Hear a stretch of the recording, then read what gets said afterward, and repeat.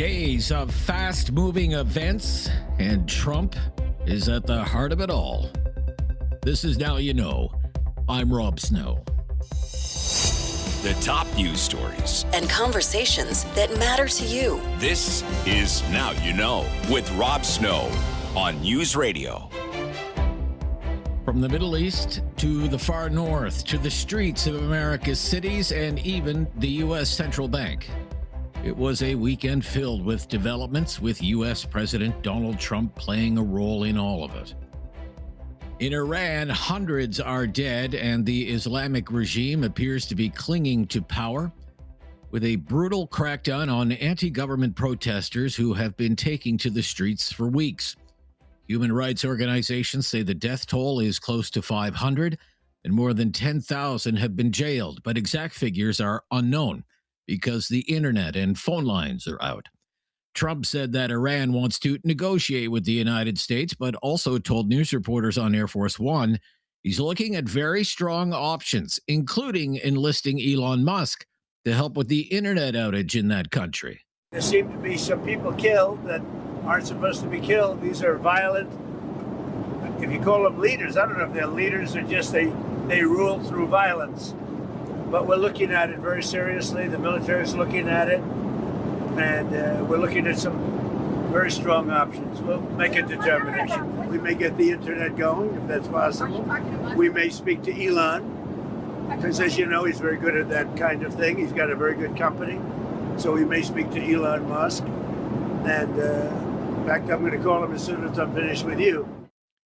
The U.S. bombed Iran back in June to disable the country's nuclear weapons program, and President Trump said other countries in that region, like Iraq, need to take his administration seriously. Do that, we'll consider things targets that they wouldn't believe. If they do that, we will hit them at levels that they've never been hit before.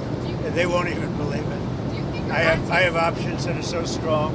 So, I mean, if they did that, it'll be met with a very, very powerful force. Do you think Iran takes your threats seriously? I think so. Don't you think so, CNN? Don't you think so? Wouldn't you say that they probably do at this point? After going through it for years with me, being hit, Soleimani, al-Baghdadi, the Iran nuclear threat wiped out, don't you think, and then you just had Venezuela, don't you think, she says, CNN, do you think they take your threat seriously? Wouldn't you say they do after all of the things we've done? What a stupid question. Then there's Greenland and Trump's comments about the United States needing Greenland, which he is now saying will happen one way or the other, even if it means the end of the NATO alliance. We don't take Greenland, Russia or China will, and I'm not letting that happen. If we don't take Greenland, Russia or China will take Greenland, and I am not going to let that happen. Is there any deal they can offer you? Either like yeah, sure, I'd love to make a deal with them. It's easier. But one way or the other, we're going to have Greenland. Are you okay if that compromises NATO? If NATO effectively ceases to exist? I've done a great job. I'm the one that saved NATO. I'm the one that got them to pay 5% of GDP. Wait a minute. It was 2%, and they didn't pay. Now they're paying 5%. I'm the one that saved NATO. You wouldn't have NATO if I weren't president. Would you pull the U.S. out of NATO? Would you consider doing that? Well, maybe NATO would be upset if I did it. Maybe NATO would save a lot of money, but I like NATO. You know, I just wonder whether or not if we needed NATO, would they be there for us? I'm not sure they would. Trump made those comments about Greenland yesterday. The day before, he said he would do something about Greenland, whether they like it or not. We are going to do something on Greenland, whether they like it or not, because if we don't do it, Russia or China will take over Greenland, and we're not going to have Russia or China as a neighbor. Okay?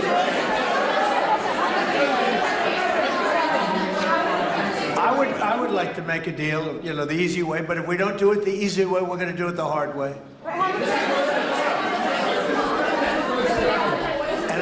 And by the way, I'm a fan of Denmark too. I have to tell you, and you know, they've been very nice to me. I'm a big fan, but you know, the fact that they had a boat land there 500 years ago doesn't mean that they own the land.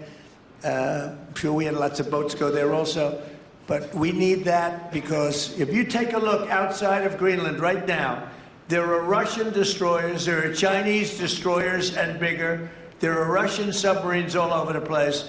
We're not going to have Russia or China occupy Greenland, and that's what they're going to do if we don't. So we're going to be doing something with Greenland, either the nice way or the more difficult way. Meanwhile, in Minneapolis.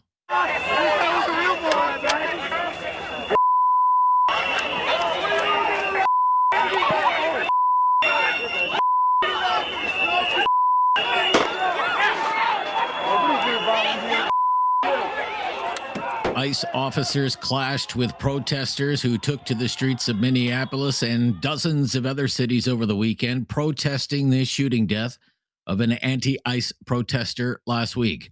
Jacob Fry is the mayor of Minneapolis. He says ICE is making his city less safe. You know how many shootings we've had so far this year? 2. And one of them was ICE. 2 shootings in a large city so far this entire year, and one of them is ICE. This is a safe city. ICE and Kristi Noem and everything they're doing is making it far less safe.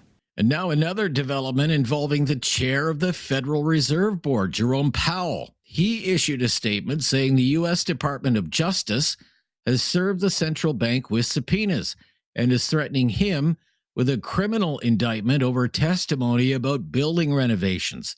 President Trump has been unhappy with the U.S. Fed chair, saying he's not lowering interest rates fast enough. Powell says that's a pretext to put the Fed's independence at risk. This is about whether the Fed will be able to continue to set interest rates based on evidence and economic conditions, or whether instead monetary policy will be directed by political pressure or intimidation. Stock markets opened lower on that news. They've since recovered, and it's a mixed picture at midday. I'm Rob Snow. This is Now You Know. This is News Radio.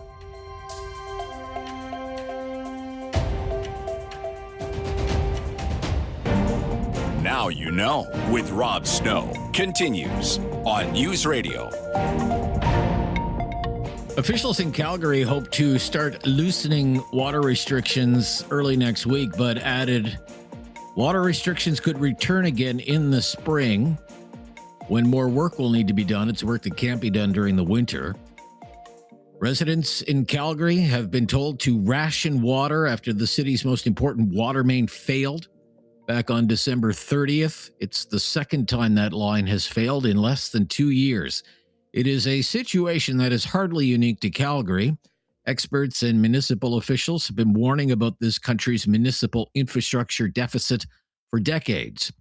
Kerry Black is with us, Associate Professor and Canada Research Chair of Civil Engineering at the University of Calgary. Hi, Professor. Hi. Yeah, thanks for joining us today. I'm very jealous of your Calgary weather. I just heard it's going to be 13 degrees there today. You could send it east. It's quite nice out. That would be most welcome. What do you think made this water main so vulnerable to failure? Well, the thing with water mains is, generally speaking, they break over time, but they're usually on smaller pipes, and they happen all the time that most people don't really notice. It's a minor inconvenience. And we're usually trying to stay on top of that. What's different in this case is it's a massive feeder main pipe. So that means that it's coming, straight from the reservoir. It's the largest pipe system that feeds and then goes into a series of smaller pipes.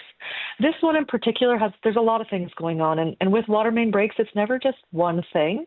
It's a series of things that happen over time that contribute to its failure. So there's a few things that are related to this pipe. So the age of the pipe being over 50 years.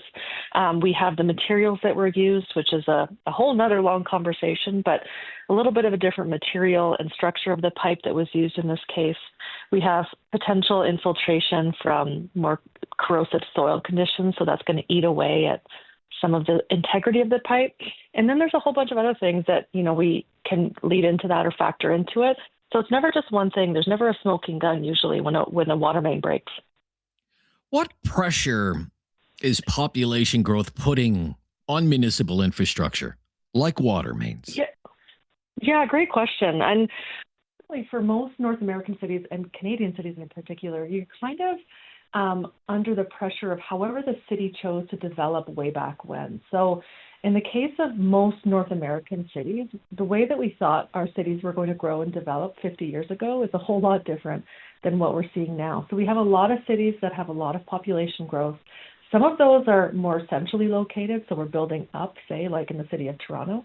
But in a lot of cities west of Toronto and east of Toronto, we're building out. So we're building urban sprawl. And that means that I'm constantly adding new pipes into the system and putting additional pressures on our existing system. And so it's really difficult often to plan ahead when you're also faced with having to deal with what was previously done in the past. So you're always grappling with, how is my city going to develop moving forward?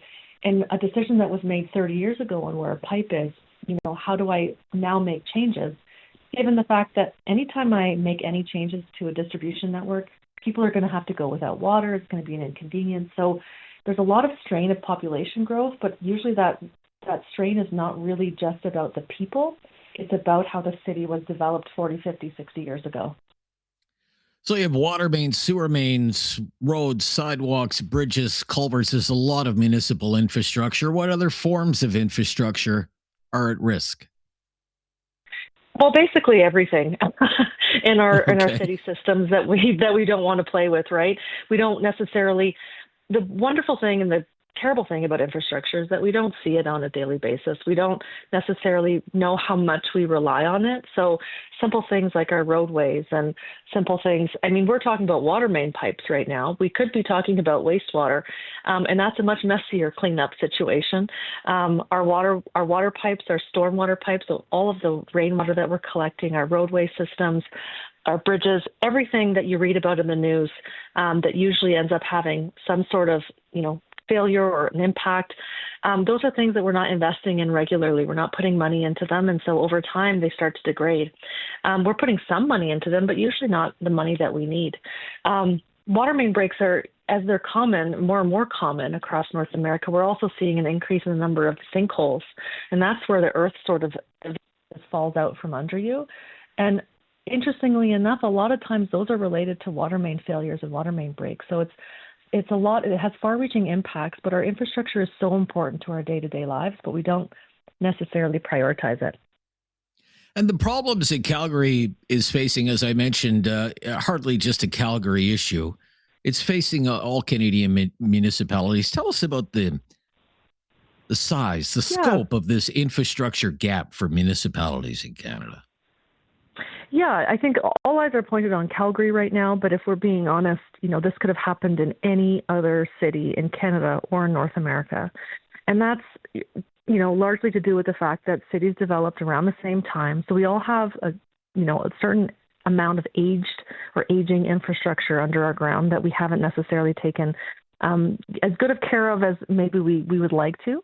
So this is not a Calgary problem. This is a North America problem. This is a Canada problem. And when we look at how much money it's going to cost us to maintain our infrastructure, build, replace, and renovate, we're really looking at in the billions. So it's estimated that the infrastructure deficit in Canada is close to $300 billion.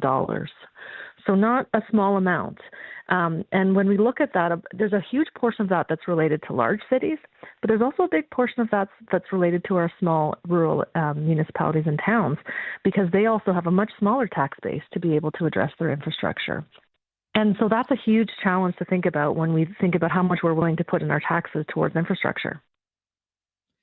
And when I speak with mayors and councillors, in fact, they say they can't do it. Just based on property taxes alone, they'll need help from upper levels of government. You agree with that, Professor?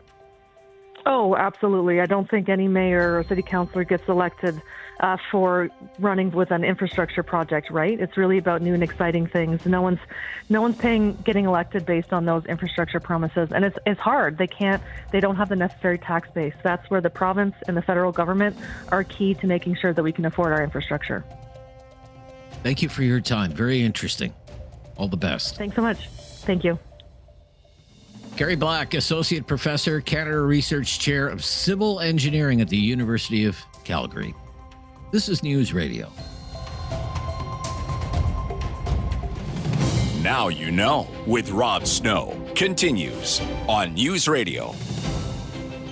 If you're ever looking for a podcast of this show, now you know with Rob Snow, there's a new mobile app that will help you hear our show when you want to. Listen live. Listen to the podcast. It's called the Seeker app. That's Seeker, spelled S-E-E-K-R. And it has all kinds of exclusive audio that you won't hear anywhere else. News, music, and sports. You can download it for iOS or Android. That's Seeker, spelled S-E-E-K-R. And now you know with Rob Snow's on Spotify and Apple Podcasts or wherever you get your podcasts. Weather-wise, gosh, I spent the weekend away, chipping away, shoveling away, and plowing away. We had a little bit of everything over the weekend in this part of the country. Lots of rain and mild temperatures, but then everything froze. And then that was followed by about 20 centimeters of snow, and it hasn't stopped snowing. It's still snowing.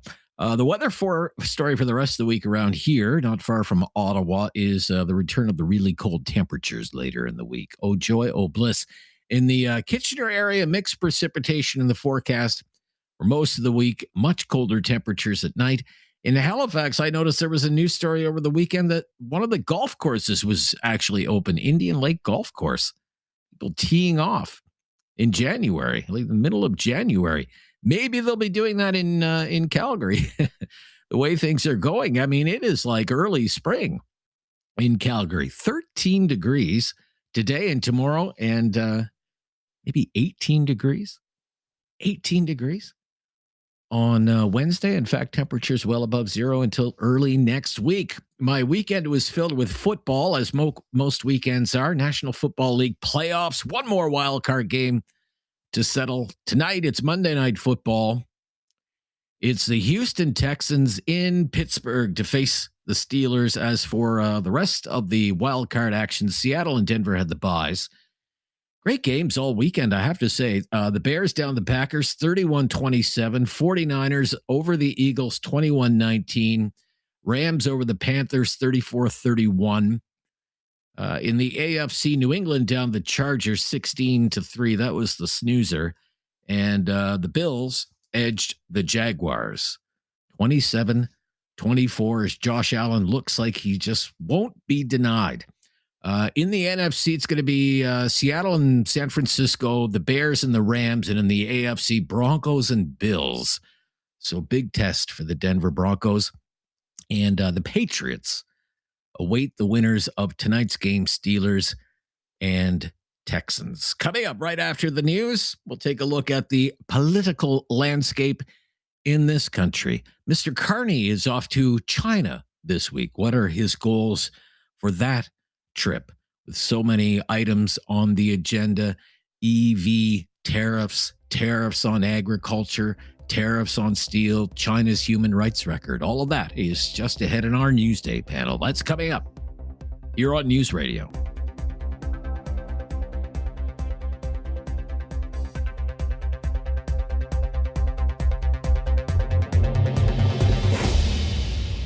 It's time for a Monday Newsday political panel. Matthew Dube is with us, Vice President of Proof Strategies, former NDP MP. How are you? Welcome back. Hi, Rob. Good, thanks. How are you? Yeah, I'm good. I'll be better when we get a hold of Nick McRoberts from Hill and Knowlton. He's supposed to join us, but we're having a hard time reaching him right now. So it's just you and me for now, Matthew. So let's talk about the big event on the Canadian political landscape for this week is going to be Prime Minister Carney's visit to China. What do you see as his major goals for the trip? Well, I think if I'm the Prime Minister, my goal is to try to find a way to demonstrate that you're seriously looking at other world powers, given the uncertainty around how the Americans are, quite frankly, behaving, not just on the trade file, but writ large, but also doing so in a way where it doesn't look like you're selling out, if I can use that turn of phrase, obviously meaning the importance of hammering home the point on human rights abuses, including some that Canadians have been victims of. Obviously, the memory of the situation that the two Michaels went through is very fresh in many of our minds. So I think the Prime Minister has a bit of a delicate dance, and what I suspect he's hoping to accomplish is to be able to look like he's taking economic diversification seriously while also not selling us out on our values. In politics, especially in the communications game of politics, they say after you have a big meeting like this, you need an announceable. You need something to announce. What do you expect that to say at the end of the day? 4 days of visits in China. I think the best and the only, frankly, in my opinion, reasonable announcement you can get at this stage, just given the tensions that exist and some of the non-economic issues, right, that I mentioned, democracy, human rights, all those things. I think the best thing you can do is announce that formal conversations, negotiations, call them what you will begin, which is not the most exciting announceable. It's like whenever a consultation gets announced or things like that, right? It means a whole lot of nothing for a lot of people. But I think given the nature of that country and the nature of the relationship for the last number of years, I think that would be seen as progress and approach that's warranted in this front. But it does beg the question, right? The announceables have been the Prime Minister's biggest challenges on a lot of these visits. It's a lot of handshakes and commitments to discuss. Maybe if you're lucky, it's a memorandum of understanding. And I think that's starting to wear a little bit thin. And unfortunately, I don't think that this visit is going to be the one where you're going to get much more than that. And it wouldn't necessarily be warranted either. Right. And I mean, let's face it, his passport is getting a workout. He is also scheduled to visit Qatar and then make a stop at the World Economic Forum in Switzerland, in Davos. A lot of Canadians will be saying, what is with this guy? Is he ever in the country? Every time I see Mark Carney, he's somewhere else. What should he be telling Canadians about all this foreign travel, given, I hear this all the time, given the need in this country? There's a lot of need in this country, affordable housing, homelessness, general affordability issues, those sorts of things, Matthew. Yeah, it's a fair point. I think, in politics, despite what it appears like sometimes, you can walk and chew gum at the same time. So I think he can focus on both. And I dare say, if you look even how 2026 has gone with, the Americans and President Trump declaring that this is their hemisphere, the one where we are also located, what's going on with Venezuela, what impact that has on Canada's economy and how we need to diversify our trading partners. I think it's all warranted. And the Prime Minister, I suspect, would argue it's what he was elected to do. But I think the problem is less the visits themselves. And just to the point we were discussing a moment ago is what comes out of them, right? Like what's the announceable, as you said. Exactly. And I think that's been his biggest challenge. Early on, it's fine. You're a new Prime Minister. You want to build relationships. But now I think, and granted, it's been less than a year, to be fair, that he's been Prime Minister. But nevertheless, under the circumstances, I think that Canadians do want to start seeing results. And that's the counterweight to that, right? If we were getting big trade deals, big agreements, more tangibles, numbers, dollars of investments, things like that, then I think it would go down a little better. And the last point, Rob, if I can make quickly, is I think it speaks to perhaps some weakness in the cabinet or the way he manages his cabinet, where if he's away, you think you would see high-profile ministers making more domestic announcements to try to offset that. You don't really see that very much, and that was true late last year as well. So I don't know if that speaks to his managerial style, him wanting all the spotlight, or maybe a lack of star performers in cabinet. That might be something we look at if ever there's a shuffle in the near future. Welcoming Nick McRoberts with us. Nick is with Hill and Knowlton. Let's start on China again, Nick. What do you see as the main goals for the China trip for Prime Minister Carney, Nick? Yeah, for sure. Great to be here. I think coming out of this trip, we need to see some kind of reciprocal pause from both the Chinese government and from the Canadian government. Ostensibly, that would be on canola tariffs and electric vehicle tariffs. I think that is the direction this government's looking, and I think a win for the Prime Minister will be on some kind of pause there. Obviously, there's some considerations to be made with how the U.S. administration might react to that, either positively or more likely negatively. But the purpose of this trip is for the Prime Minister to say that a trading relationship with China can exist while still, protesting some of the human rights issues and being safe with our own national security. And a tariff pause of that nature would go a long way to contribute towards that. Could you really see some kind of breakthrough on EV tariffs? I'm not anticipating that. I think so. Nick? I think that Really? we'll Wow. see at least in the interim. It might not be a long-term thing, but I think it'll be time constrained. Maybe a year, maybe 6 months of a pause while the federal government, looks at their EV strategy, while they look at EV mandates, especially if it means an openness from the Chinese government to allow unfettered access for Canadian canola. I don't think the Trump administration would be very happy with that if we No, open and up our that's the market to calculus. Chinese-made EVs. I want to talk a little bit more about that when we come back, maybe. I'm here with Nick McRoberts from Hill and Knowlton and from Proof Strategies, Matthew Dube. It's our Monday Newsday political panel. This is News Radio.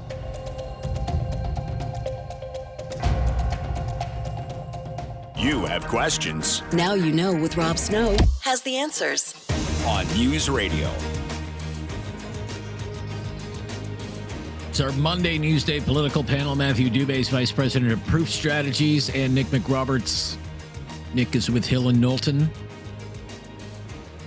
I will say, Matthew, the EU reached a deal with the Chinese government today on EVs. The EU had a 35% tariff on Chinese-made EVs, and now they're saying, China, if you want to sell your cars here without a tariff, your prices must be set at a level appropriate to move the injurious effects of subsidization. So you have to have prices that are basically competitive with European-made cars. Maybe that's a template that Canada can follow. Would you expect any kind of breakthrough on the EV issue?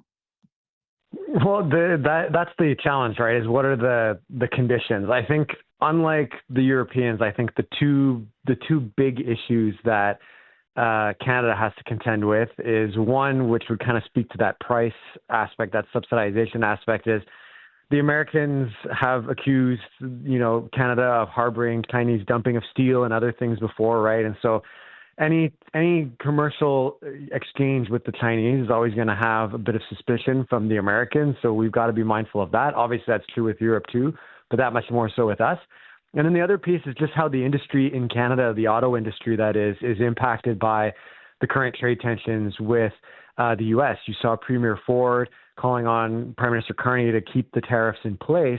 And that's because of the duress that the industry is under right now, right? More so, I would say, than what the Europeans face, just given the integration that exists. So I don't think it's impossible. I certainly understand that there's, the canola producers and others who need relief as well. We have to look at the economy holistically, but the devil will be in the details, which I know is a tired trope, but that's what the case will be here. Yeah. Yeah, I mean, it's not just canola, it's peas, it's pork, it's seafood. I do wonder though, Nick, what let's say there was some kind of even interim agreement. Premier Ford wouldn't be happy about that, and what the Prime Minister would have to tell Doug Ford. No, there'd be a number of folks, on the kind of Canadian automotive production side that would not be happy with this. And yeah, Premier Ford would be one of them. Some of the auto parts manufacturers may be part of them. And as we kind of alluded to, maybe Donald Trump isn't one of them. But, to the point that was made is you have to look at the economy holistically. And so, if we can open up this entire big economy for Canadian agricultural goods that's so critical, look to new customers, as the Prime Minister says, and also put in those conditions that, Chinese EVs can't tank the market here for conventional vehicles. Then there's an avenue there, and some folks may just have to, kind of be okay. And Doug Ford will politic the way he always does, as he should, and as is his right. But at some point, the Prime Minister will see that as just noise, in light of getting something done. Okay. Nick McRoberts is with us, used to work for a Liberal cabinet minister. Nick is with Hill and Knowlton. Matthew Dube, Vice President of Proof Strategies and a former NDP MP. Let's talk about another issue. Given Donald Trump's tough talk about wanting to make Greenland part of the United States this weekend, he said, we'll do that one way or another. We'll do it the easy way or the not so easy way. Should Canadians be worried? Matthew, what would you say? I mean, I'm certainly starting to get worried. So I think I'll be honest. Despite my disdain for the man and his rhetoric politically, when he first got elected and started re-elected, I should say, last year, and then or got in 2024, and then sworn in last year, all this 51st state stuff. I'm thinking, oh, it's just, I said this, I had conversations with people in my life, right? Oh, don't worry about it. It's just rhetorical. It's just how this guy operates. But then you start seeing, what's happening with Venezuela, where he's being upfront saying he doesn't care about regime change. It's just about resources. It's very transactional. And then now this rhetoric around Greenland. And so it is cause for concern. And, even if it's not cause for concern for physical safety, I think it's cause for concern for what it's doing to the way that we function. We obviously are very integrated with the U.S. when it comes to our military. NATO is an important national security apparatus for the Western world. And so I think to be upending all of this, it might suit, Trump's political ideology and thinking or whatever other agenda he has in this respect. But I don't think it does well for Canada's standing for the multilateral work that we thrive at engaging in. And so for that reason alone, it's concern. Never mind, God forbid the possibility that they would actually physically intervene to take possession of resources on land that's not theirs. So, definitely numerous causes for concern. Cause for concern. Nick, what would you say in a minute or less? Yeah, completely agree. I think President Trump, to date, has told us what he wants to do and has done it. We've seen it with tariffs. We've seen it with Venezuela. We've seen it with domestic issues around immigration in the States. And so he's given us no reason to believe that he is not serious when it comes to Greenland, whether that's taking that through economic coercion or through military power. And so I think as an Arctic nation, as a NATO partner, and as a country who, is deeply interconnected with European defense and even more so with North American defense, we need to be deeply worried about his threats and how that applies then to Canada. Oh, deeply worried. Okay, we'll be right back. This is News Radio. No question goes unasked or unanswered. Now You Know with Rob Snow returns on News Radio. Here with Matthew Dube from Proof Strategies, Nick McRoberts from Hill and Knowlton, our Monday Newsday political panel. Let's talk a little bit about the Conservative Party leader, Pierre Poilievre, about 3 weeks away from the Conservative Party's convention in Calgary and his very important leadership review. A couple of the headlines in the political news today. Poilievre praises a president who threatens democracies, including ours, on a daily basis. And another one, conservative insiders say Poilievre on track to easily survive leadership, but changes need to challenge Carney. Now, we're not going to see either of you at a Poilievre rally holding up an Axe the Tax sign. I know both of you well enough to know that. You have been critical of his tone in the past.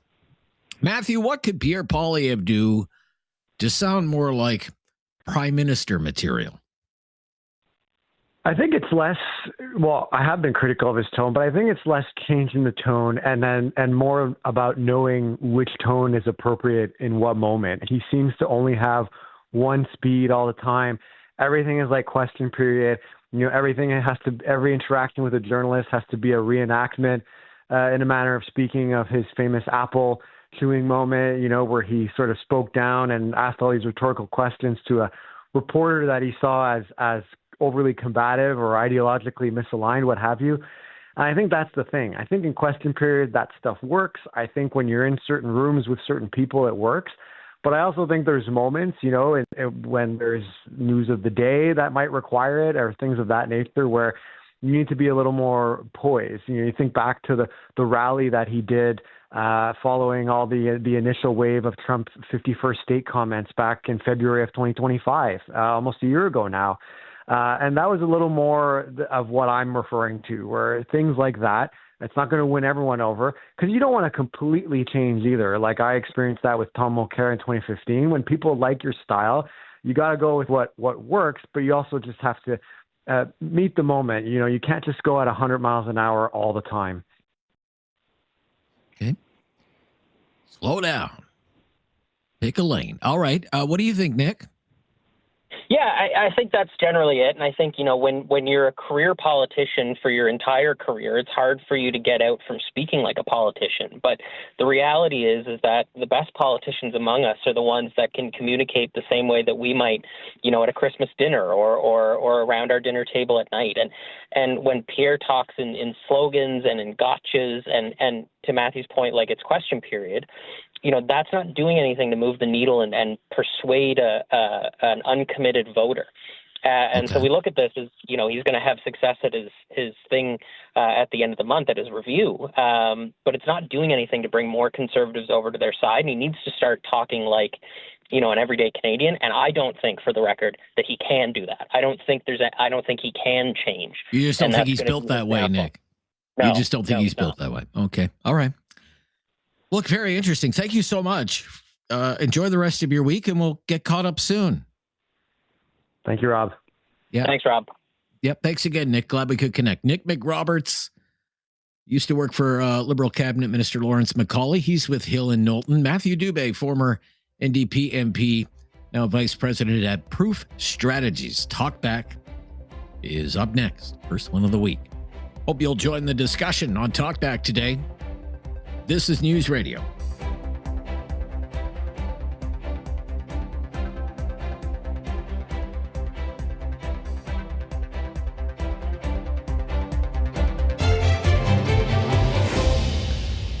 Welcome to Talkback. It's 2 hours of debate and discussion on the big issues of the day. Today's topic, Donald Trump, the United States, and the rest of the world, including Canada. And here are our main questions today to get the conversation started for another week. When you consider everything that's happening in the world right now, from Venezuela to Iran, from Greenland and what that could mean for Canada, to the streets of America's cities, do you think the United States, with Donald Trump as president, is a force for good in the world? Or do you think the United States is a danger to the rest of the world and a threat to Canada?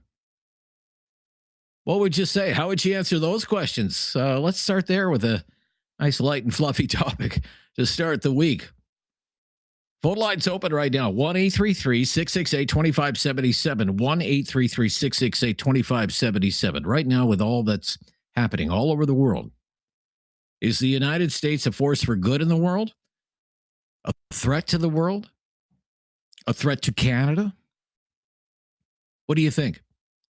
Over the weekend, there were a few news stories about how people in Canada are worried about everything Trump is doing, and that Canadians should be worried too. For example, Bloomberg News ran with a headline that said, Trump's Venezuela Greenland threats make Canada fear it's next. Is that how you feel? Do you fear we're next? The news story said, quote, for months, many Canadians hoped Donald Trump had lost interest in making their country the 51st state, his plate full with turning Washington and the global trading system upside down. Those hopes are fading. The story went on to say, Canadians have particular reason to worry. After all, with Greenland, Trump and his advisors are seeking control, even raising the possibility of military action of a territory that is democratic, strategically located in the Arctic, and part of NATO. Canada is all of those things too. I said as much last week. But what do you think of that? Should we be worried? Are we next? Or are fears like that stuff and nonsense and overblown? Last week, there was an item in the Globe and Mail newspaper suggesting the Canadian government game plan for the United States to try and make Alberta part of the United States. And that the Trump administration could get involved in some way in helping to finance the Alberta independence movement. It even laid out a scenario suggesting the United States would move troops to the Montana-Alberta border.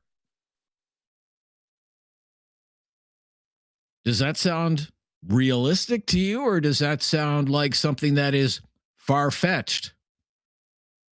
What do you think when you hear Donald Trump speak the way he does about Greenland? This weekend, he was pretty clear. He wants Greenland to be part of the United States, and it's going to happen one way or the other. It can happen the easy way, or it can happen the hard way. That's more or less what he told news reporters this weekend. Let's listen to our first example of that. Curtis, go ahead. We are going to do something on Greenland, whether they like it or not, because if we don't do it, Russia or China will take over Greenland, and we're not going to have Russia or China as a neighbor. Okay? I would like to make a deal, the easy way, but if we don't do it the easy way, we're going to do it the hard way.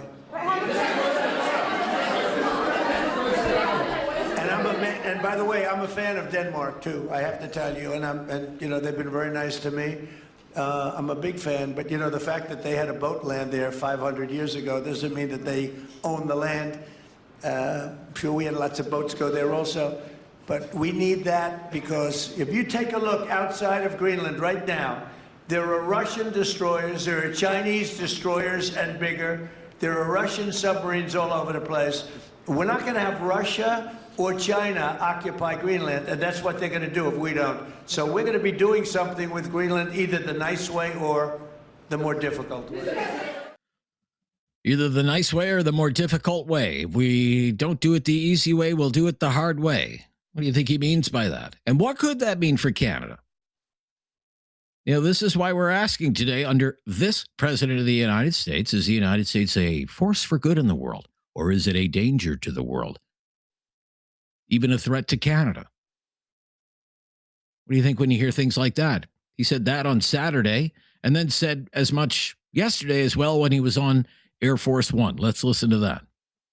If we don't take Greenland, Russia or China will, and I'm not letting that happen. If we don't take Greenland, Russia or China will take Greenland, and I am not going to let that happen. Is there any deal they can offer you? Either like yeah, sure. I'd love to make a deal with them. It's easier. But one way or the other, we're going to have Greenland. One way or the other, we're going to have Greenland. Now, last week, you'll remember we talked about it. A Trump advisor, Stephen Miller, suggested nobody would challenge the United States if the United States wanted to seize Greenland because the United States is the power of NATO. Maybe he's right, but does might make right? It's a complicated world, isn't it? And this is a heavy-duty question to start the week. I know some of you might be sick of hearing about Donald Trump, but the fact is he's dominating the news. There's a lot happening in the world, and Trump is in the middle of most of us. So join the discussion today and tell us what you think. Under Trump, is the United States a force for good in the world or a danger to the world? Is the United States a threat to Canada? 1-833-668-2577 is our call-in line. If you've never called before, just mention that. We'll make your call a priority. Please join our discussion. I'm Rob Snow. This is Now You Know. This is Talkback on News Radio. Have something on your mind you want everyone to know? Call now. Hello. 1-833-668-2577. It's Talkback on Now You Know with Rob Snow. Just one more clip of Trump from the weekend and his gaggle with the news media that he had on Air Force One, where he expanded on his rationale for wanting Greenland, even if it means the end of the NATO alliance. Let's play clip number 3. Greenland should make the deal because Greenland does not want to see Russia or China take over. They don't go there. It's very far away from Greenland. And Greenland, basically, their defense is 2 dog sleds. Do you know that? You know what their defense is? 2 dog sleds. In the meantime, you have Russian destroyers and submarines and China destroyers and submarines all over the place. We're not going to let that happen. in the meantime, are you going And if it affects NATO, then it affects NATO. But, they need us much more than we need them. I will tell you that right now. So he just doesn't seem concerned at all about what such an action on Greenland would mean for NATO, which, of course, it wouldn't be good for Denmark. It owns Greenland, has for centuries.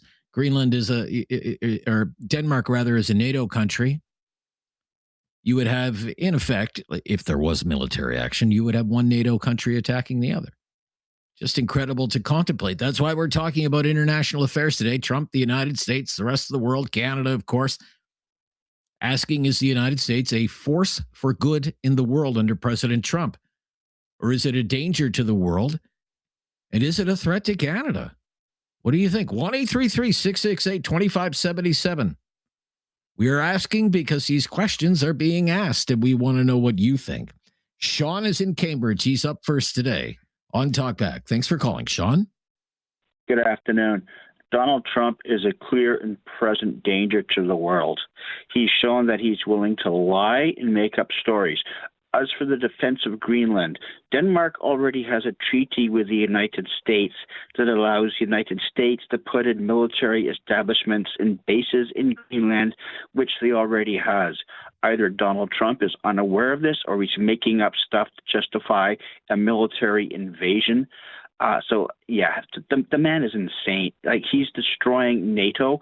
I honestly wonder if he's a Russian agent.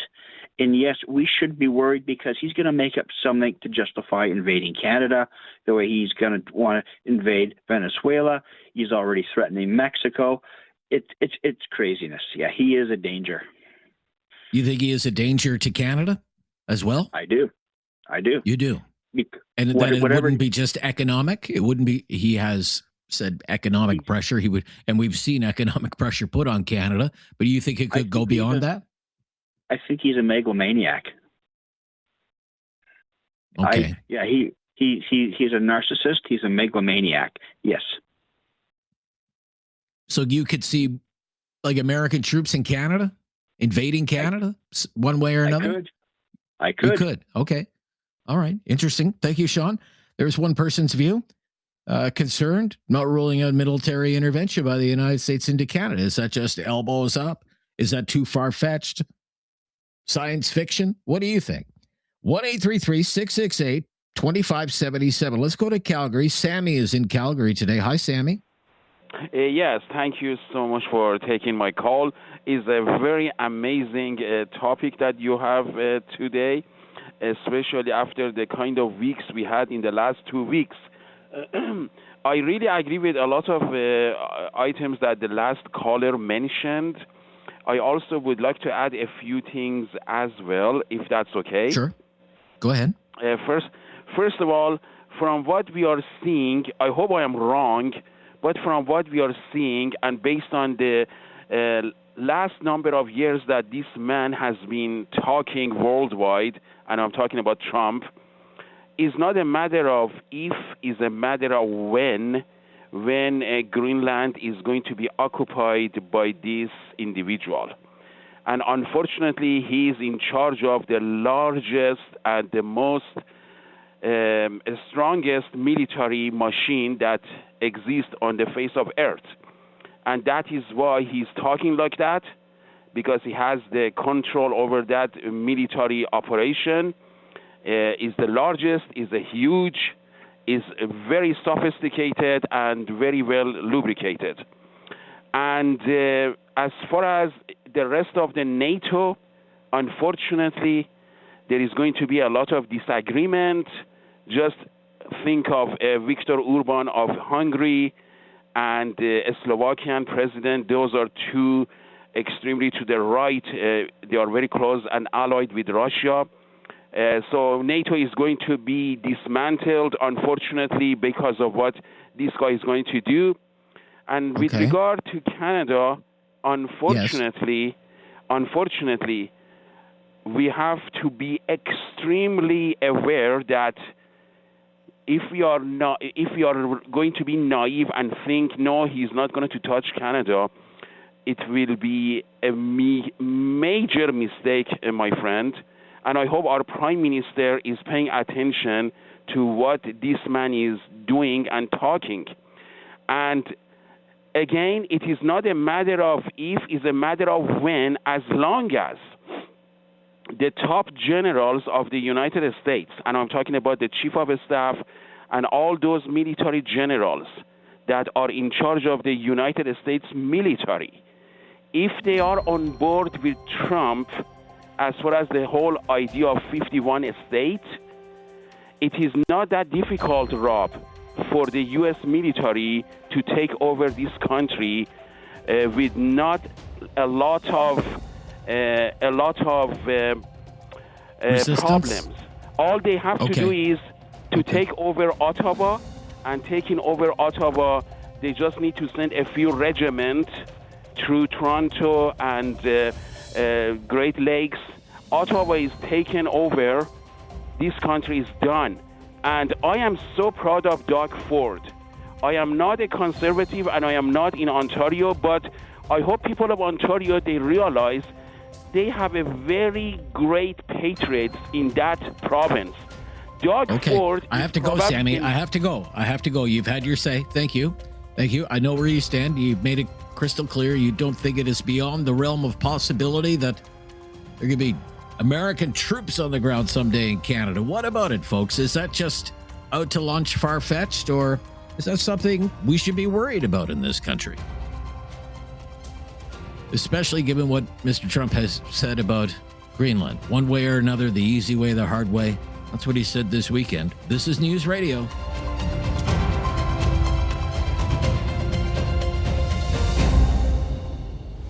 Have something on your mind you want everyone to know? Call now. Hello. 1-833-668-2577. It's Talkback on Now You Know with Rob Snow. Let's go to Sharif in Kitchener on Talkback today and ask him about President Trump. Under President Trump, is the United States a force for good in the world, a danger to the world, a threat to Canada?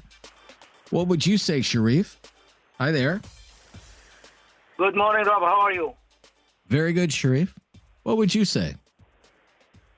Well, Rob, before we talk about United States, about any topic, everybody around the world know the history of United States, what they did to other countries, right? And I believe United States, a president is nobody there. The United States decision, who's making the decision? The big corporation, the big companies, right? They make the decision. And then Donald Trump, in my belief, is not that dangerous. But what is dangerous, those big corporations behind Donald Trump. Because they have to sell guns, weapons, jet stuff, right? And then second, last week they were talking about China. So I forgot the exact topic, what they were talking. I called, but I didn't get a chance. So what I mean, if you see GDP of China and United States, China is too close to United States, right? Obviously, United States doesn't want China to be their competitor, and they want trade with United States dollar, right? So invading Venezuela stopped China with producing or getting lots of cheap gas, right? So China I'm cannot trying to get follow you. Okay. Yeah. So Venezuela used to get lots of cheap gas to China, right? But China cannot get it anymore. So this is the economic war, right? Trade war. So China focuses more on, United States focuses more on China because they believe China will attack. China will never attack. China is pretty smart. Their war is economic war. They are ahead of everybody. But United States is scared of China because of this, their economy go up and they don't want to lose the trade with the dollar. So at the end of the day, doesn't matter, Donald Trump, any president of the United States, you remember, every time they get into power, they went to attack any country. Doesn't matter, Middle Eastern, South America, Afghanistan. You know what they left behind? They invade the country, destroy their heritage, their culture, their life, and then they leave them alone. What do you think that means for Canada? We're a little tight on time. Should we be concerned in Canada? We have to be very careful with Donald Trump. Yeah, we have very to be careful. Very smart with Donald. Yeah, with Donald Sharif. Trump. Yeah. Thank you. I've got to stop here. Everybody, if you're on the line, just hang on the line. We'll bring you right up to date on the latest breaking news and then get right back to this topic again. The U.S. still the world leader in GDP, by the way, 30 trillion. China, 19 trillion or so. GDP per capita is not even close. The United States more than $80,000, not even $20,000 per capita in China. International affairs, our topic of the day, Trump, the United States, the rest of the world, Canada. Under President Trump, is the United States a force for good in the world? Or is it a danger to the world and a threat to Canada? What would you say? 1-833-668-2577. Have your say on Talkback. A couple of first-time callers. Josh up first in Calgary. Thanks for waiting, Josh. Go ahead. Oh, thanks, Rob, for taking my call. I appreciate it. Yes, sir. What's your opinion? Yeah, no, I would consider America and Trump not a force for good, unfortunately. The last couple of callers were saying, though, about Canada being at threat. And I mean, there's a lot of rhetoric, but I don't truly believe that the United States could ever truly invade Canada without serious political and economical ramifications for doing so. So, I mean, there's a lot of fear and a lot of fear mongering from the United States currently, but to invade a first world country like Canada, and a very powerful first world country as well, would be a large step in a direction the United States I don't think has ever truly taken. So I think that's a little far-fetched, but generally... What about Denmark? What about Denmark is a first world country, a liberal democracy, a NATO ally. What's the difference? An Arctic nation as well with Greenland, with its territory in Greenland. What's the difference? I feel, I mean, Greenland is more of a colony of Denmark, and Denmark is a true first world power. And part of NATO. So all of what's happening out of the United States currently is, I'd say, pretty unprecedented for what they've had through their political power in the world stage over the last 100, 150 years. None of this has ever happened. And that's a lot to do with the rhetoric of the current president. But I think Venezuela is one thing, but once you start, Greenland is, I guess, fairly another one that he does seem to have a lot more, I guess he means it more, I feel like, than what he means with Canada. It almost feels like he's throwing out these things when he's talking about Canada, and I don't truly believe that there's going to be any follow-through with that. And like one of the previous callers talking about sending regiments to Ottawa, and I thought that was interesting. I don't know if we'd see a War of 1812 again, but yeah, I think that's a little far-fetched for the. But you think a scenario like that's kind of far-fetched, Josh? You think that's kind of far-fetched? Yeah. Okay, good. All right, Josh, thank you. Thank you. Colin, first-time caller in Nova Scotia. Colin, thanks for calling. Colin, what's your opinion? Hi, Rob. Very good, Colin. Thank you. Pleasure to talk to you. My pleasure. What would you say? I disagree with your previous caller. I believe Donald Trump is the threat, not the United States and the Republican Party. But that's one point. When the military want to take over a spot, say it's a bridge. The best way to take a bridge is from both sides. So if they take over Greenland, we're going to be surrounded on three sides.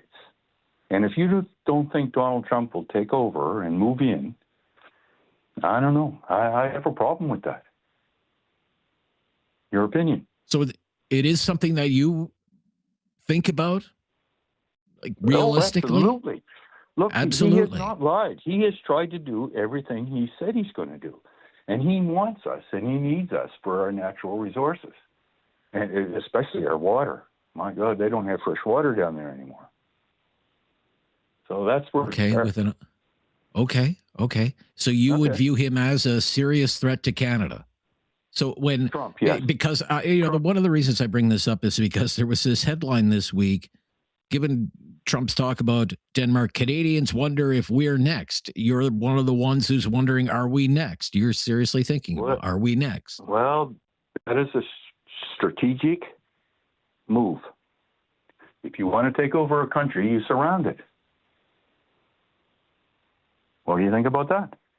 And you say you believe him when he says one way or another, the easy way, we can do this the easy way, we can do this the hard way, we're going to do it. Yes. And nothing, Rob, has there been any proof that there is Russian destroyers and Chinese destroyers and submarines out off Greenland? Is that true? Well, I think it's pretty well documented that they're doing patrols in that part of the world for sure. Huh. Okay. Huh? Yeah. And Well, we've been told we need I to be don't know, concerned but, about that because of our massive Arctic territory. Yeah, well, you know what? He brought up China for a good reason, and the reason is that our prime minister is going over there to negotiate some trade deals, and which I think is a good thing. And if our government allows China into Greenland, that would be a bad thing. But I don't know. It's we're going to have to. We need some authority in our government, and we don't have that right now. All we have is a businessman running around. He's a salesman, and he's trying to dig up business for us, which is a good thing. Don't get me wrong, for our economy. But this is going to take a long time, and Trump is moving on a fast pace. All right. Thank you, Colin. You are worried. Fair enough. Why don't we stop here? Because I want to give the callers lots of time today. So, Rick, hang on the line. Tobias, Hero out in Calgary as well. And there are 3 lines available if you want to grab one. 1-833-668-2577. I'm hearing a lot of worry so far that people do think that under President Trump, the United States is a danger to the world and most certainly a threat to Canada. If you're on the other side, if you disagree with that assessment, maybe you think this is the sequel to the elbows up hysteria that the country was living through a year ago, by all means, express that opinion as well. That's what we're all about, hearing from all sides on Talkback, on News Radio.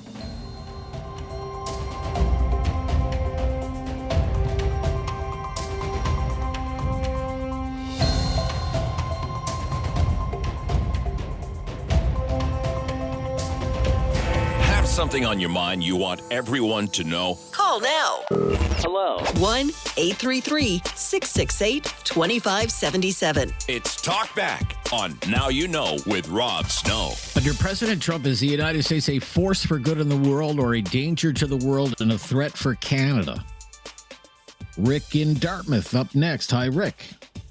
Hey, Rob. Look, I think I told you before I majored in American history in the early 70s at Dalhousie University, and we had American profs. And basically we were told, in no uncertain terms, that the United States was not a force for good, especially, actually starting after the Second World War with the creation of the CIA.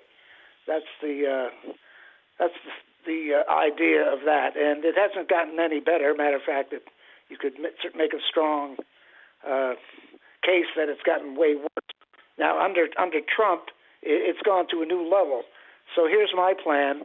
I think Denmark should immediately leave NATO and ask Russia and China to combine and put a blockade in front of Greenland and to stop Trump from doing that, because there's nothing else that can stop him from doing what he wants, only military force, and there are only 2 militaries that can stop the American military. So that's what I think.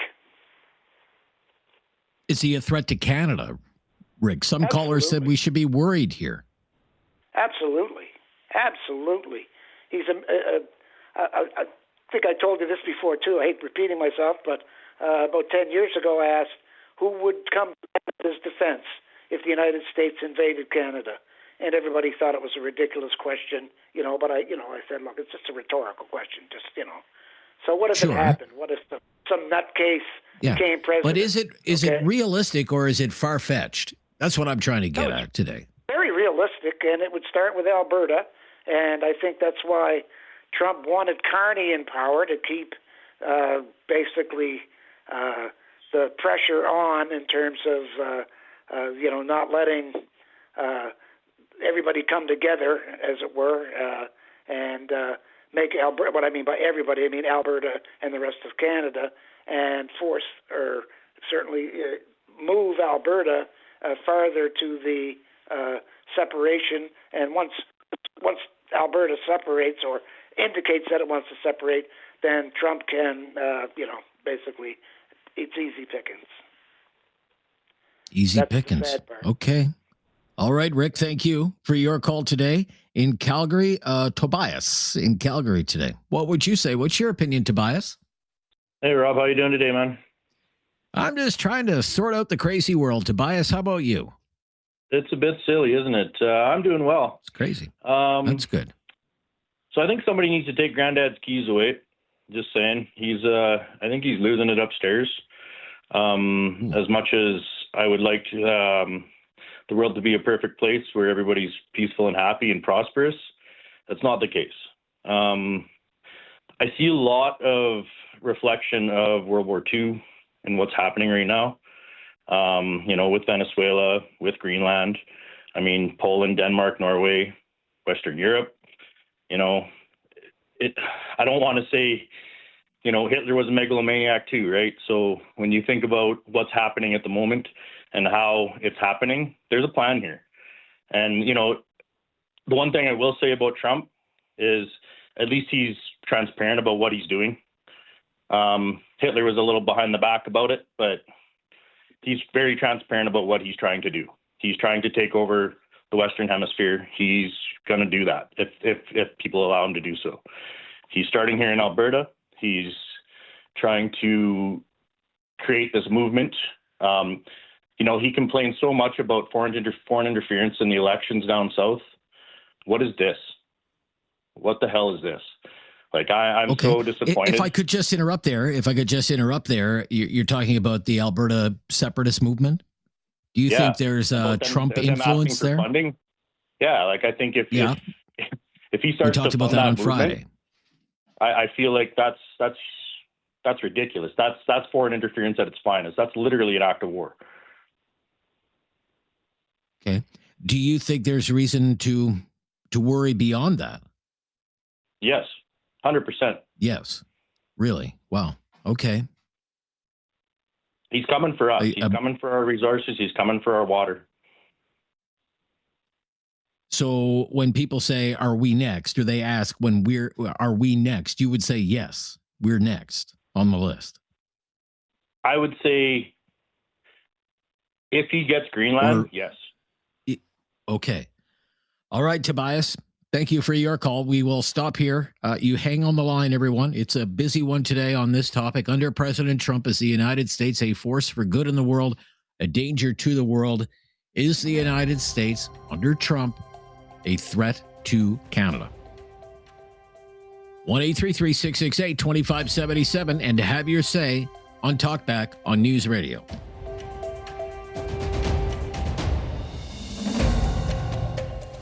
Have something on your mind you want everyone to know? Call now. Hello. 1-833-668-2577. It's Talkback on Now You Know with Rob Snow.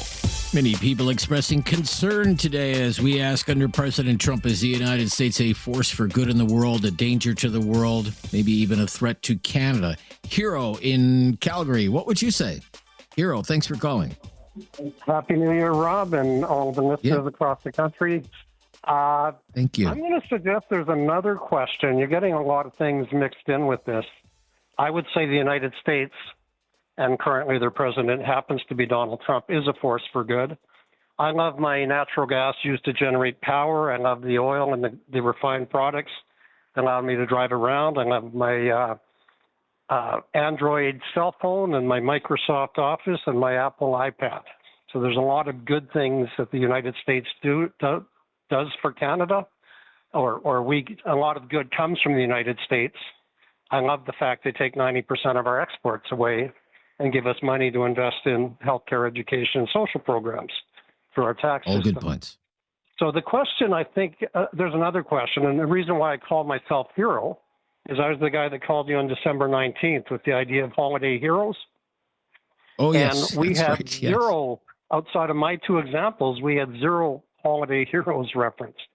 So I'd love to join your editorial board one day and help you take this show to the next level, because I think we not only have to understand our problems, we have to start to build capacity to work together to do something about them. And we can't just blame our leaders and governments. There's a lot that Canadians can do. A question I would ask is, do you trust Donald Trump's leadership? And to me, trust is simply defined as your ability to place reliance on someone else. And if we can't rely on Donald Trump, we can understand that very quickly. Why don't we rely on him? What could we do to build trust with him, even though we can't rely on him? And what could we do if we have low trust and not being able to place reliance in the United States as a trade partner or a NATO partner? What should Canada do? And that gets to action. That gets to making Canada better. I think there's a 99% chance that NAFTA will not be renewed. CUSMA, USMCA, call it what you want. And we're going to be on our own 2 feet. That agreement can be terminated on 6 months' notice by any party. So we've got a lot of capacity building to do in the next 6 months. And I just hope Canadians can get after that. Obviously, Trump, there's a lot that he's doing illegally, and but to paint the entire United States with a black brush of good or bad, I think that's a little unfair. There's a lot of good people, there's a lot of good things, and they've been good neighbors for a long time. So I'll leave that with your audience to ponder. All right, thank you. Thank you for your call, Hero. Yep, I'll tell you about joining the team. Maybe once you find out what it pays, you'll change your mind. Jake in Kitchener. Jake. Hi, Jake. Rob, how are you now? Very good, Jake. Thanks for calling. What's your opinion? So I'll give you an interesting take, and this is just my opinion. There's a difference between fear and respect. I respect my father. I don't fear him because I know if we threw hands, I would kick the living snot out of him. But I respect my father. Now, Trump is trying to get people to fear him, not respect him, but to fear him.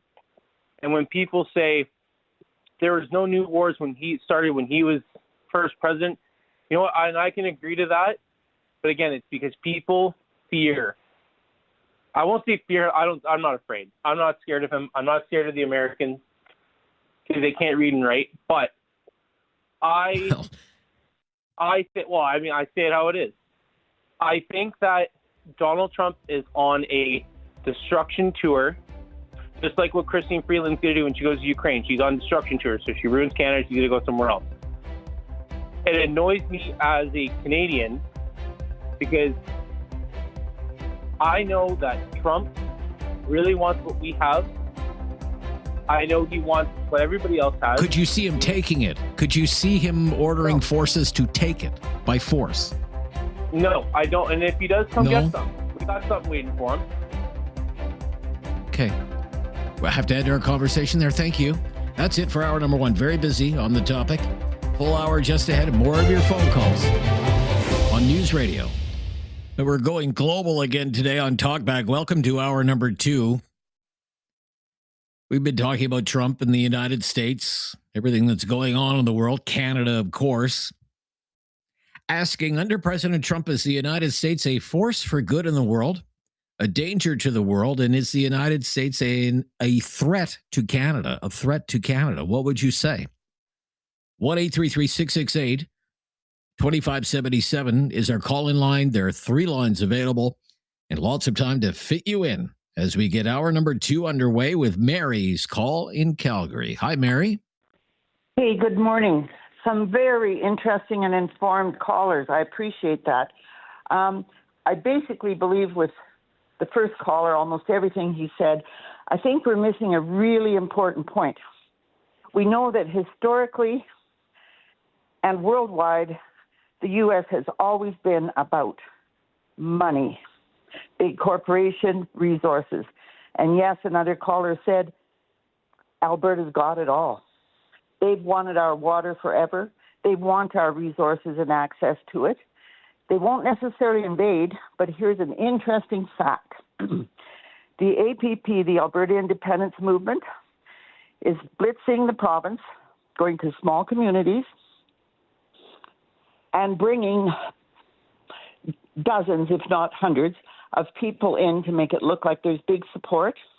Like a small community has 600 people at a meeting. And here's the thing that no one has addressed.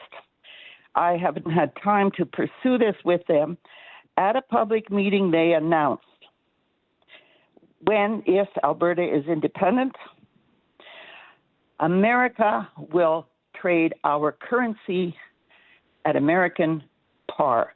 In other words, $1 for $1.30.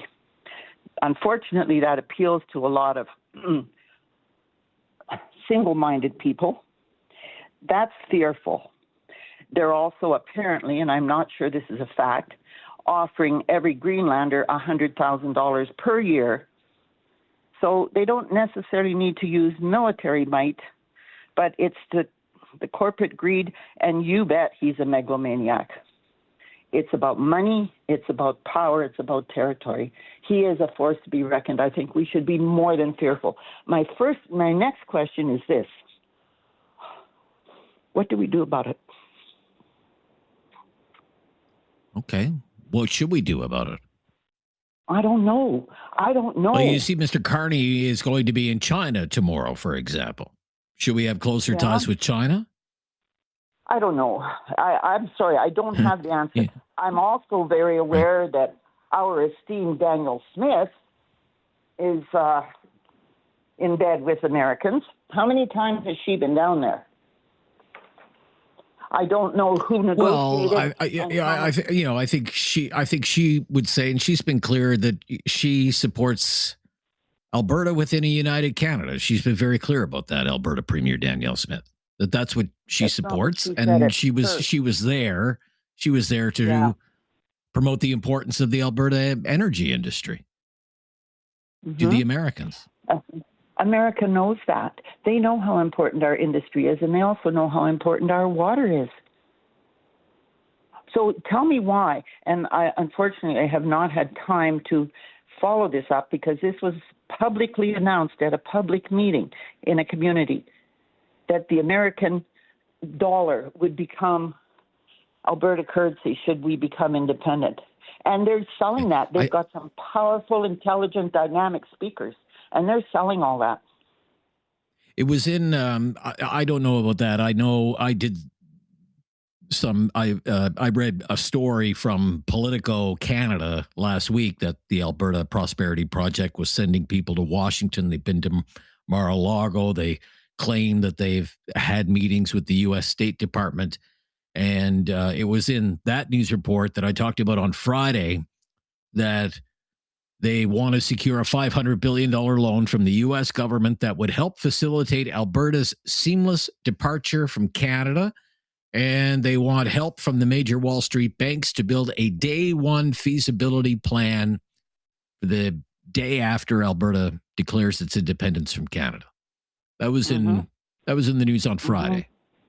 I think I'd have to move, but I don't know where. Maybe Panama. Okay. I mean, this is fearful. This is really fearful. And you think there's cause for concern? There's a reason to be worried. Yes. Fair enough, Mary. You've got us off to a splendid start here for hour number 2. Maybe you disagree with Mary. And maybe you think all of these scenarios will never come to pass. Whatever your opinion happens to be, we'd love to hear it on Talkback today. Let's go to Lethbridge. Ron is in Lethbridge. Thanks for waiting, Ron. You're on Talkback. Hey, Rick. Rob? Yeah, it's Rob, actually. Yep. Thank you. How are you doing? Ron, go ahead. That's okay. I disagree with Mary. I'm fine. Thank you. I totally disagree with Mary, and I disagree with Rick down east. I think people just need to take a breath and just calm down. I believe Trump is good for us. As much as I don't agree with everything that he's done, I think mainstream media would be very disappointed if Trump wasn't around. I think Trump would be the same way with mainstream media. Everybody feeds off him. He's on the news every day and he loves it. And mainstream media just blows everything out of the water as far as I'm concerned. We have no concern. Well, are we not supposed to report on things like this? Yeah, when but he says, we'll take Denmark the easy way or the hard way. That's a pretty provocative statement. Are we not supposed to report on that? That's a pretty bold statement to make. It is, and he's all bluster. He virtue signaled just like our own prime minister.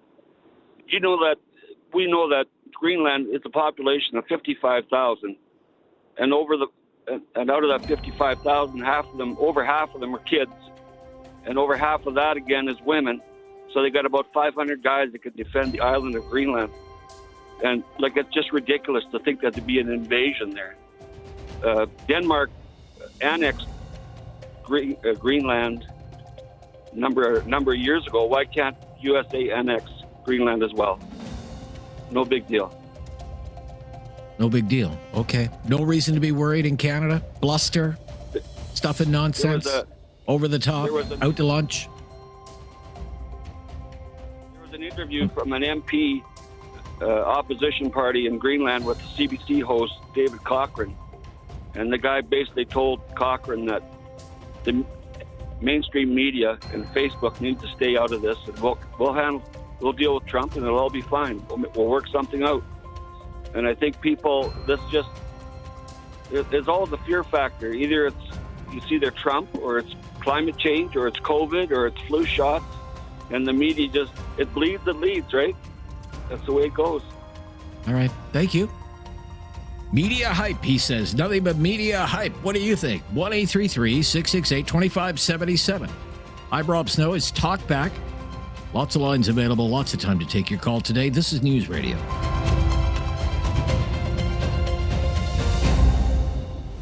Have something on your mind you want everyone to know? Call now. Hello. 1-833-668-2577. It's Talkback on Now You Know with Rob Snow. Staying in Calgary with a call from Robert today on Talkback, talking about Trump and whether the United States is a force for good in the world under his presidency, a danger or a threat to Canada. What would you say, Robert?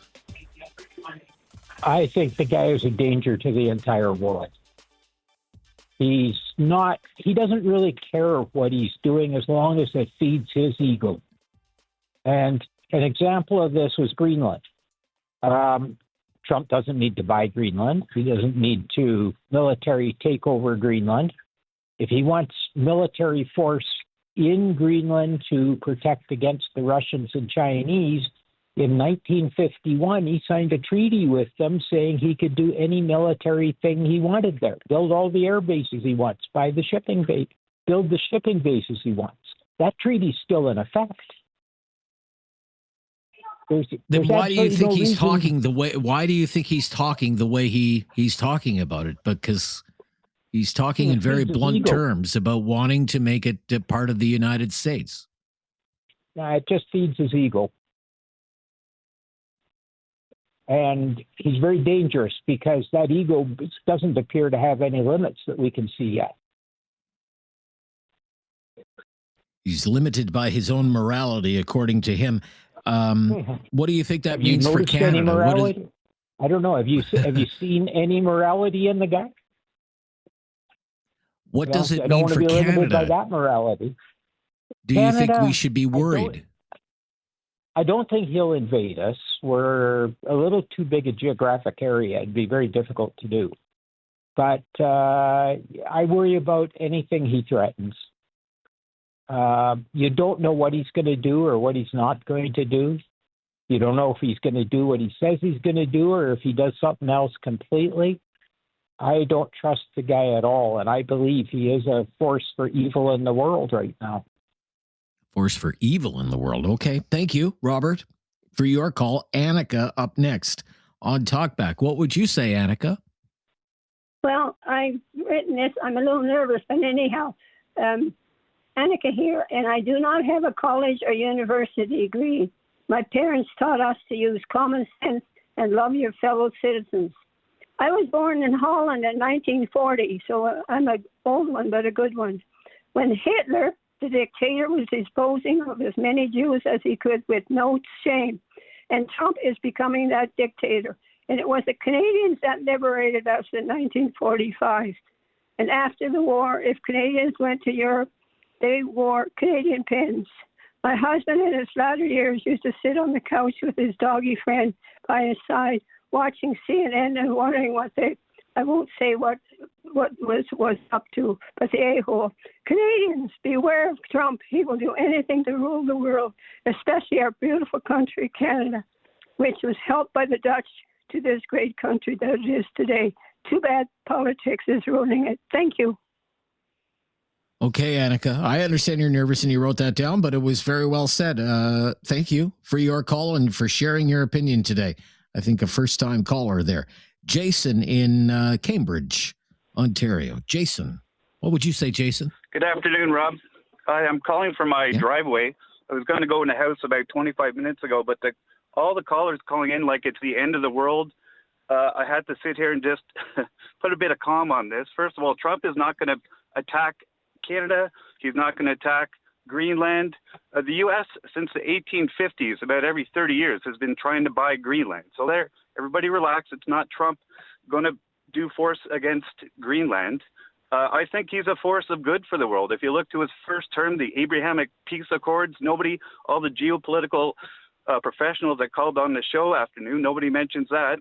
Putin has been attacking Ukraine since the 2000s, under Bush, under Clinton, and the only time he didn't is when Trump was in power, because the other gentleman said he's feared. He's not respected. Far better to be feared in international politics. And they're still launching attacks against Ukraine every day.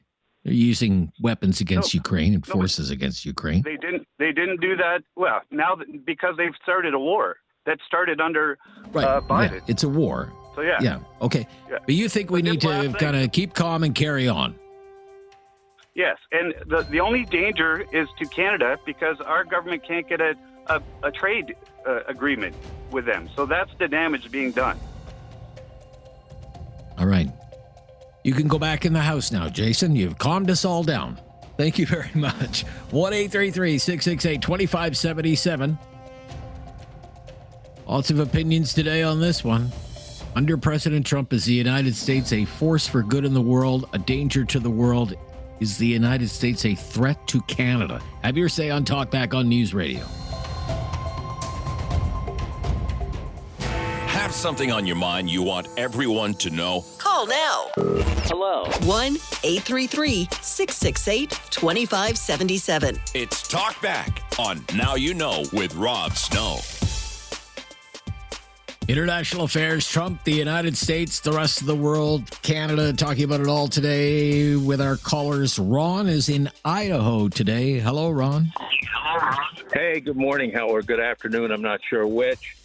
Yeah, I'm responding to your question, and I'd kind of answer it with a question. You say, is the United States a force for good in the world, as opposed to who or whom, I guess. Where is this good force for the world? You're asking if it's America? Well, if not, then who? And I'm not even saying America is. I'm just wondering, is it NATO? Is it the UN? Are these forces for good? I don't know. Okay. Fair enough. Well, how would you respond to that? Is it only the U.S. that's measured as a force for good or evil? Or is it, the United States, for example, has sometimes been called that shining light on a hill. Right? Ronald Reagan used to say that there's a shining light on the hill. Is it that? Or is it a danger to the world? I don't know that anybody can fully be the shining light on the hill. My question remains is as opposed to whom? I mean, who is the force for good in the world? Let's just concede, okay, Donald Trump is doing all these different things and the United States is not a force for good. Then is there one? Okay. Is the United States a threat to Canada? You've heard from a lot of our callers today, Ron. A lot of people are worried that your president is going to make a move on this country, especially when they hear him talk the way he has talked in recent days about Greenland, for example. Yeah. Well, maybe. Yeah, I should point out I'm not an American. I'm a Canadian. I just happen to live in Idaho. Okay. Is he a threat to Canada? Well, I don't know that necessarily a threat to Canada. I know I hear a lot of rhetoric on Canadian radio. I listen to Canadian radio and listen and follow the news extensively. And for months, you would swear that Trump broke the deal, the Kuzma deal. You heard it repeatedly, but he never did. He never did. He imposed tariffs on things otherwise not covered, but he never did. I don't know. I mean, the rhetoric gets notched up. Is the United States a force for good? Should the United States be a force for good? I guess is the question. And I'll ask you: is the UN force for good? Well, I think the UN tries to be a force for good, but it's increasingly proven to be incompetent. Yeah, it's and more impotent. than incompetent, in my opinion. And impotent at preventing great tragedies from happening in the world. I'll say that. Yes. Yeah. Well, I mean, I don't know how far back you want to go with that, but just go back to the 90s. Let's go with NATO and a war in their backyard in the Bosnian War, or whichever, Yugoslavia falling apart. NATO did nothing until the United States stood up and until Bill Clinton got in there. So, I mean, all these forces for good, and unless you're going to stand and say, look, we're a force for good, I don't know. You may need to look in the mirror a little bit before, pointing your fingers at others. Okay. Yeah. I also wanted to ask our listeners, are they worried that the U.S. could be a threat to Canada? Well, I don't think you haven't really the US answered that one. What? Say that again? You haven't really answered that one. Yeah, I'm sorry. I'm having a little trouble hearing you. Okay. I'll let you go anyway. We're getting hauled off the stage. The news is coming up next and more of your calls. Thank you for your call today. Somewhere in Idaho. More of your calls right after the latest breaking news. We'll get right back to the phones on Talkback on News Radio.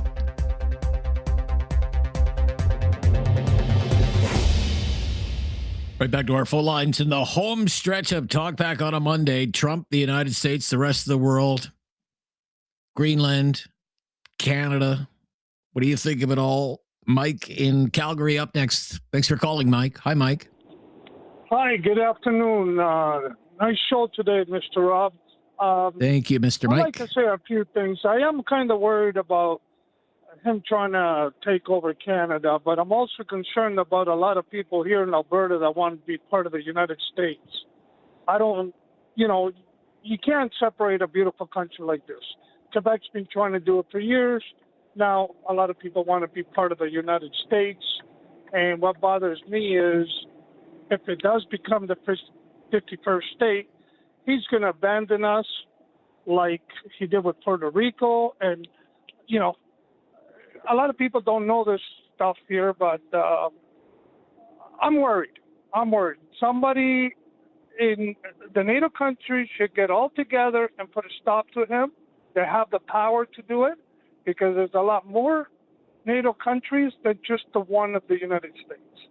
They can do it. Somebody's got to get rid of him out of office, and it's going to be sad. It's going to be sad. The Albertans have to realize we are not Americans. We're North Americans, but we're not Americans. He's going to take everything he needs and just abandon us. That's what he's going to do. Wow. Okay, so you're worried. Oh, of course I'm worried. I'm worried for my grandkids. Really? What's their future going to be like? Their future's not going to be great. Even if he does, like that lady said, the dollar's going to be a par and all this.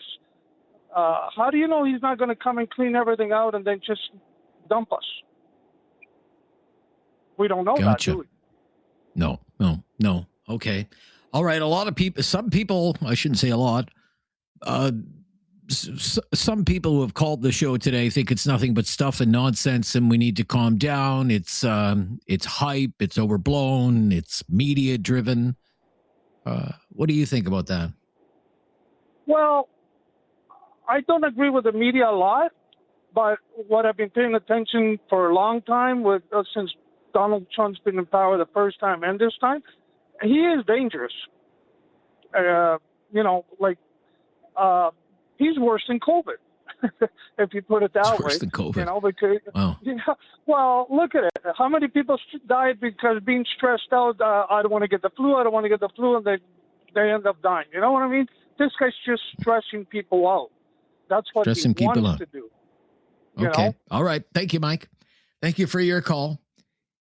He's concerned, particularly for his province, Alberta. Let's go back to Nova Scotia. Eric is in Halifax. Hi, Eric. Hey, good afternoon, Rob. Good to hear from you. The man in the States is a walking time bomb, and he loves to hear himself talk. Oh, he'll probably take Greenland because Greenland's a pushover. It's just a little small country in the middle of nowhere. But Canada doesn't have to worry because Canada will get elbows up from the United Nations and from NATO. And I don't think Trump, and Trump also wants our resources and our minerals, so he's not going to jeopardize that. All he's doing, he's talking he's just talking way out. I mean, he's out in left field without a glove. And I wouldn't trust him as far as I could throw him. I don't know how you feel about all that, but I wouldn't worry about it. He's just, he's just shooting off and not realizing what he's doing. Okay. Just shooting off. All right. Thank you, Eric. Frank up next on the line from Calgary today. Hi, Frank. Are you with me, Frank? Nope. Okay. Let's go to Callio in Calgary as well then. Callio. Oh, yes. Hi, Rob. How are you doing? Hi there. Very good to hear from you again. Thank you. What do you think? Yeah. Thanks for having me. So, first of all, when you talk about threat, so when U.S. invaded other countries, like even South America country, Venezuela, and he invaded many other countries. So he was under threat at that time because we have all sort of excuses. Or, he's liberating people, promoting freedom, democracy, and all sort of things, right? And because we have excuses. And now if he's going to invade Greenland and coming towards north, then he become a threat all of a sudden, right? Because he can't do it because our principle has changed now. And we thought, now he's not, he's a threat. So I think, yes, So do you think there's a bit of a double standard there?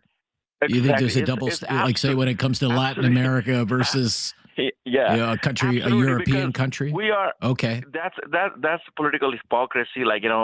I read many X accounts that where they said, oh, it's they were appreciating whatever he's doing, and now all of a sudden if he's going to come towards Canada and Greenland, then it's a threat.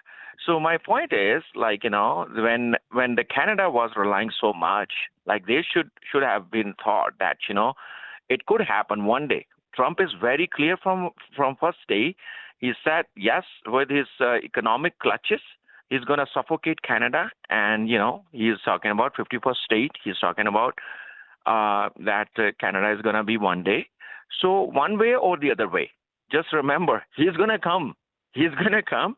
And, we should not be putting our heads under this sand like a ostrich. So we should be thinking about it. And there is a possibility, yes, of course, because it's a greater USA or whatever the dream is. But I think one day it's going to happen. Thank you very much. Thank you for sharing your opinion today. Manifest destiny, the American administration would call it manifest destiny. 1-833-668-2577. All of a sudden, all the lines are free. Great time for you to call, share your opinion on Talkback on News Radio. Have something on your mind you want everyone to know? Call now. Hello. 1-833-668-2577. It's Talkback on Now You Know with Rob Snow. Yeah, flood of calls have come in trying to get to everybody before the top of the hour.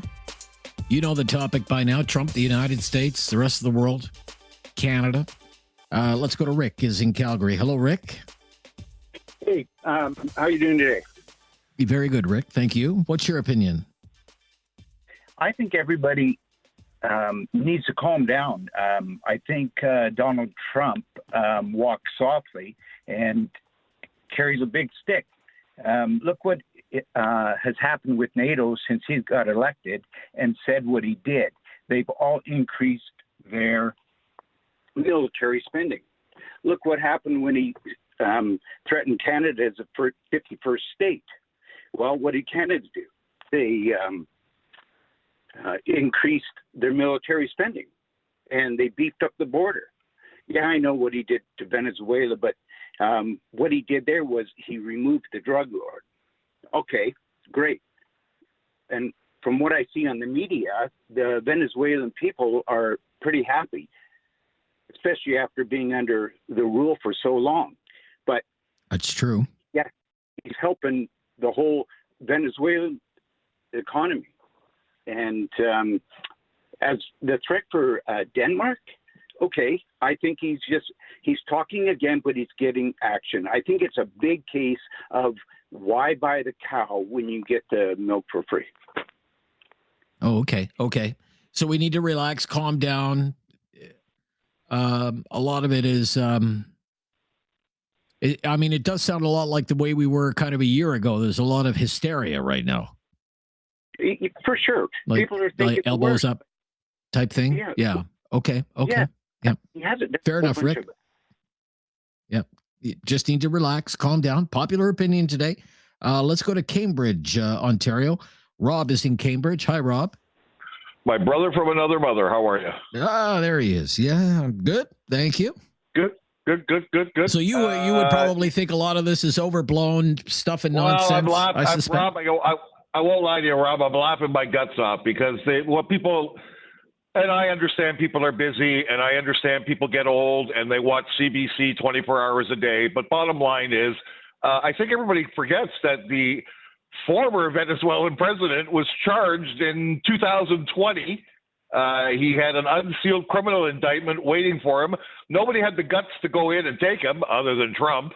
And the people are celebrating on the street. So I guess that's a good thing for democracy. Sure. Yeah. Got rid of the dictator. Right? Got rid of the dictator. What's funny? You nailed a dictator it. who jailed his opponents, stole an election, used the military to crack down on dissent, remain in power illegitimately, all the things dictators do. Sure. Good moment for the world. The funny part is you nailed it earlier. You just didn't realize it. Just before you went to break, when you came back, what did you say? You said that things were crazy when the election was last year. Elbows up. Yeah. What are we going to be going into in the spring, summer? Everybody keeps saying everywhere. Another election. And guess what? The same fear-mongering tactics. Orange man bad. It's not our fault. 11 years of destroying the country. Wasn't us. It's him. I don't think there's going to be an election this year. I don't think the Liberals are going to need the election. If they give one more floor crosser, they won't need to have an election for another 3.5 years or so. Aren't they losing 3 or 4 people? We don't hear that all over the news. When Poilievre loses somebody, it's he's losing control of his party. Yeah, but there would be by-elections. Do you see the Conservatives making a big breakthrough, say, in Chrystia Freeland's riding? In Toronto, like downtown Toronto. I think we actually might be shocked on that one, Rob. Really? Okay. Yeah, I knew this would be your opinion. I think it's all a bunch of stuff and nonsense, and the same sort of elbows up hysteria that we saw a year ago. I appreciate your point of view, Rob. Got to move along. Let's go to Richard in Calgary. Richard, that's a popular opinion that it's hype. It's media hype. Or even a liberal-driven hype. What do you think, Richard? Hello, am I the one on the air right now? Yes, okay. Richard. Hi yes. Yeah. Hi. Hi there. I only tuned into your show about 15 or 20 minutes ago, just as some woman was saying something, and then you spoke to a guy sitting in his car in the driveway. But so I don't know what really you're doing today. But I just want to say. I'm surprised about one little comparison that I haven't heard in the news in my entire life, or at least in the last period of Trump. Now, I'm not an encyclopedia on world history. I can't quote you Monroe Doctrines or Paris Peace Accords or even why Lester Pearson won the Nobel Peace Prize back in who knows when, what year that was. But Right. anyway, I recall hearing a little tidbit of history. It was about 1938 or so. Adolf Hitler rolled 30 or 40 tanks into some little European country. I don't know if it was Czechoslovakia or whatever. And he took over the country without firing a single shot. And now I'm looking at Trump. He's, okay, we're the 51st state. He dropped some kind of super duper exact missile into an Iranian nuclear site, and now he's really stoking the fire with Iran over their citizens' revolt. And he just walked into Panama. I think he stepped on 30 Cubans as he was doing it.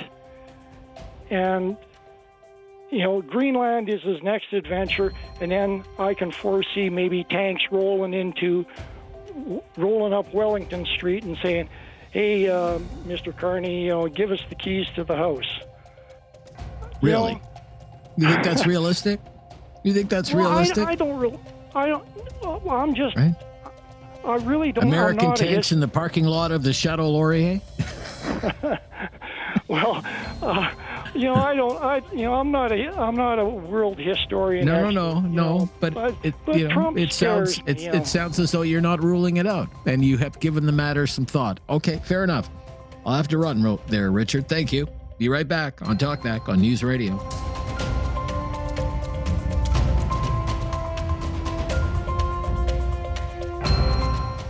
Have something on your mind you want everyone to know? Call now. Hello. 1-833-668-2577. It's Talkback on Now You Know with Rob Snow.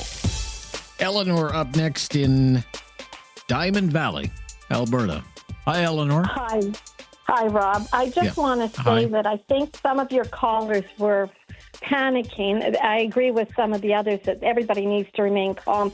In Alberta, the prosperity or independence is just to be like, we want to be similar to Quebec. We want our independence in Canada, no different than Quebec or,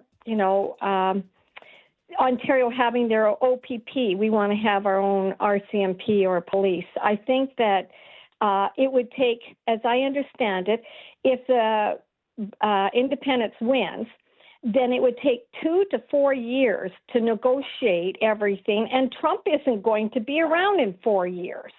And no one in the independents has ever talked about joining the U.S. So I think everybody needs to chill. They need to realize that Alberta is tired of what's been happening, and we want just to be independent like Quebec. Well, I took a number of calls last week from people who not only want Alberta to be independent, but they want Alberta to join the United States, people living in your province. And I mentioned it was in the news last week, this story, Jeffrey Raff, who's a lawyer with the Alberta Prosperity Project, who says they want to get a loan, a big one, $500 billion loan from the U.S. government to help Alberta's seamless departure from Canada. So that is just one guy and one group of people supporting him. That is not 3 million people in our province that plan to vote one way or the other. One small percentage. I wouldn't even give him 5% of all the votes. I don't think you have to worry. And let's face it, Trump is going into midterms this summer, and in 2 years, he won't even be there.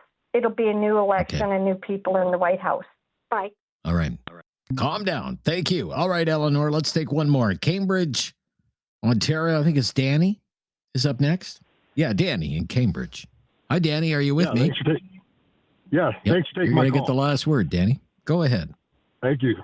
I think there's a lot to unpack here. Like a couple callers ago, I think somebody was saying about people watching too much of CBC and hysteria. I think it's important to remind ourselves, like Trump himself has threatened Canada. Trump himself has threatened Greenland. Like, it's not just made up hysteria. So obviously it's coming right from the president's mouth. And also to touch base on Alberta there, if Alberta thinks they have it bad now being part of Canada, I don't know how they think they would get a pipeline to our ports if they separate. If they separate, they have zero chance of getting into the ports. And the U.S. is also the one that canceled the Keystone Pipeline under Biden. But lastly, I think the worry as a Canadian is our incompetence as a government to prepare for the threat of America invading Canada. What has our government done to take that? We will pick up on that tomorrow, Danny, because Mr. Carney tomorrow will be in China, which is part of this whole game of geopolitics that we're in right now. Thank you, everyone. This is News Radio.